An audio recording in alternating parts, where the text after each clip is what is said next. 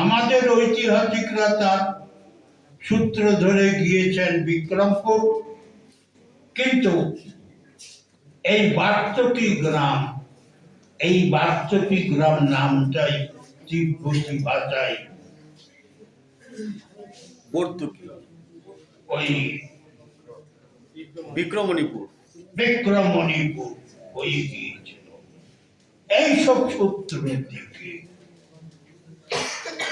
আমাদের এখন স্পষ্ট ধারণা, স্পষ্ট সিদ্ধান্ত, ঢাকার পার্শ্ববর্তী বিক্রমপুরের সঙ্গে অতীশ দীপঙ্করের কোনো সম্পর্ক ছিল না। তিনি পাল রাজবংশ সম্ভূত ব্যক্তি, অর্থাৎ গোপালের যে বংশ, সেই বংশেই তার জন্ম। এই বংশেই আরো কয়েকজন ধর্ম সাধকের জন্ম হয়েছে। আমরা কয়েকজনের কথা জানতেও পেরেছি। আর এই বংশে দশম শতাব্দীতে অতীশ দীপঙ্করের জন্ম হয়েছিল।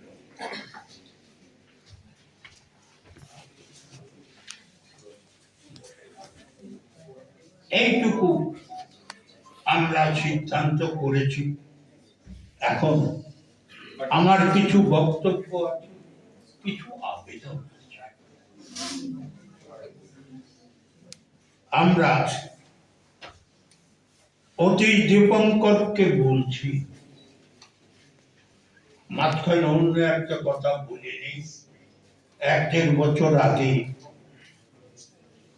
আমরা বৌদ্ধ সমাজকে আহ্বান করেছিলাম যে তোমরা আসো, দেখো, আমাদের কথা শোনো।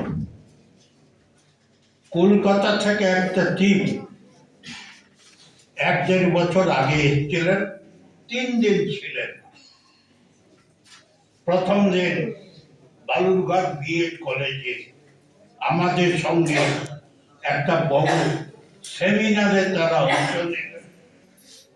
দ্বিতীয় দিন গোটা টিম সিঁড়িতে আমার বাড়িতে গিয়ে আমার সঙ্গে এই বিষয়টা দীর্ঘ আলোচনা করে তারা মেনে নিলেন আমাদের বক্তব্য সঠিক।